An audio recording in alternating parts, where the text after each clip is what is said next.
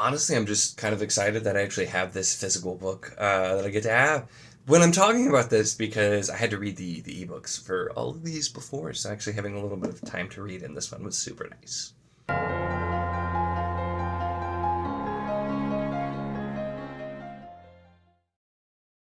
Hello and welcome to my channel.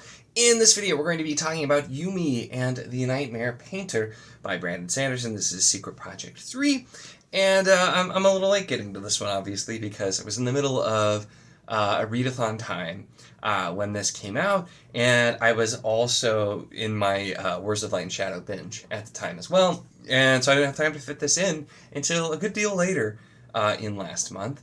And actually, it might have been this month. I'm trying to remember when I actually read this. It's been a little bit at this point. It took me a while to get to it, and then it took me a while to get to the review for it. But wanted to talk about this one here because I feel like I have been kind of different on some of them. And I know the secret projects in general have been kind of divisive, and people have had different opinions. And like I liked Tress, didn't love it, but liked it. Thought it was pretty good. Just I think kind of the fairy tale thing was like, it's kind of I can kind of take or leave the fairy tale type of stories. It's just not really my thing. I really enjoyed Frugal Wizard though because it was fun. I liked that kind of story, and it did a lot of stuff that I also found really interesting and kind of turned around and added some depth as well. So I enjoyed that here. And then I've heard a lot of people say Yumi's been their favorite so far, and I don't know if it was my favorite or not. But I did really enjoy this one. I guess I'll say I haven't really thought about a ranking, but this one is also a Cosmere novel and is also narrated by Hoid, similar to how Tress was. And this takes place with Yumi, who is a kind of like chosen one prophetess type of person who lives a very structured life where she has all of these rules she must follow, even though she's supposed to be this like powerful one communing with spirits. And Painter, who lives in kind of a like cyberpunky feeling kind of world where it is it's complete darkness, and so they have a lot of just like neon lights, that kind of thing, like techno-y feel type of world. And he's a nightmare painter who they use painting to like capture nightmares as they leak through, and then their story intertwining with them kind of trying to figure out what's going on.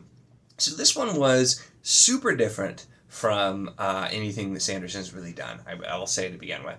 The first part felt a little bit more Sanderson-y with like the setting, but the second setting, which felt like it was really anime inspired, and he did mention in the comments afterward that in part it was anime inspired, and so something totally different. So it sounds weird to say this, but this actually felt a lot more like old school Sanderson than anything I've read in a while. This, more so than the first two as well, this kind of felt, it gave me that feel of like I'm reading, one of the old school novels like Elantris or, Warbreaker, that kind of thing, like reading one of those types of books.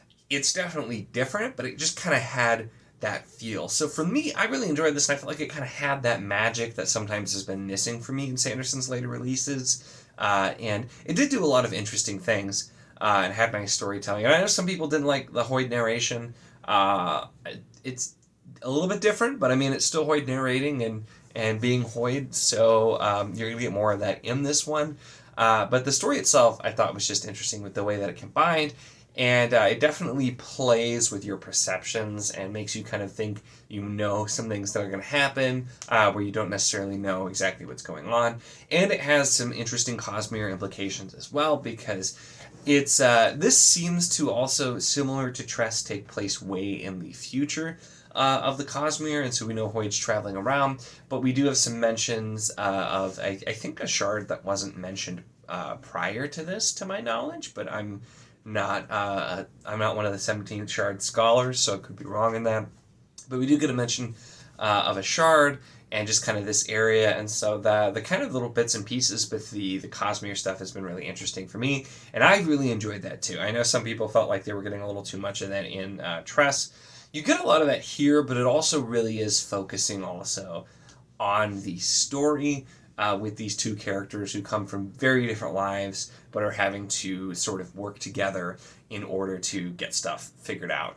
Now, I'm being really vague with that because the blurb doesn't give much more than that away, that their lives are intertwined, and so I didn't really want to say a whole lot, but it's kind of interesting. And like the character Yumi, so in her way that they kind of attract spirits is by stacking rocks really well, and the better the rocks are stacked, the more spirits it'll potentially attract. So already like super interesting and unique. And then once again, the whole idea of the nightmare painter, which the other character does have a name, but he's called Painter for the most part.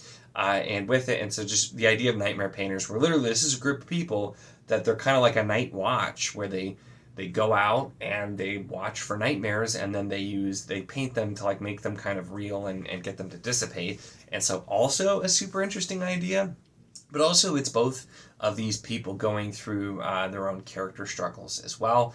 And they both definitely have a lot of things in their own personal lives that are incredibly different. Once again, you have kind of Painter, who's kind of a slacker and just like doesn't really want to put in a lot of effort, and then you have Yumi, who has this rigid life where she thinks she really needs to do everything exactly. So we get a lot of the really good character moments and character growth, getting to know these characters, finding out more and seeing how they interact, which is a fun time as well, and also getting to see their unique worlds, and then finding out more about how things are connected, which also I think had a really good Sanderson style reveal as well, with once you start to really find out kind of what's going on, super interesting. And then having the Hoyd narration, which puts some of it into context, also I think worked really well here. So all in all, I really did enjoy this one. Like I said, I don't know if I'd say this is my favorite. I like this more than Tress for sure. Frugal, Wizard, it's kind of hard to compare because they were incredibly different. But this was really good. And so far I've had a pretty good experience with the Secret Projects. I am looking forward to seeing what the last one's going to be doing as well. But it does feel like with these books, Sanderson's just really was kind of just writing for fun again. And I think that shows in this one. This one seems like him writing for fun in the way that he used to write a book or start a new series as a break and just have it all work out. And so I hope that this continues with the fourth Secret Project, that continues to just be good and really enjoyable. And hopefully this also re-energizes Sanderson to kind of really jump back into his other series and bring some of that just energy back, because I mean the dude writes a lot, so I can see being a bit burnt out at times. And so yeah, I'm feeling good about these. I really wasn't sure after Tress, because I'm like, I liked this, but yeah, and then I liked Frugal, and this one was really, really solid as well. So I am very interested to see what is to come with the last one. But that's really it for this video. Let me know in the comments your thoughts on this. I assume many of you have already read it, if you're planning to, just because I was pretty late getting to this one in comparison. So definitely let me know your thoughts on this one in the comments, and then make sure to give the video a like if you enjoyed it. Check the link in the description, as always, for the Wizard the Enclave Discord if you want to chat books, whether this book, other books, any books, really anything at all. It is a lot of fun, and we'd love to have you. And of course, if you enjoy my content, make sure to subscribe.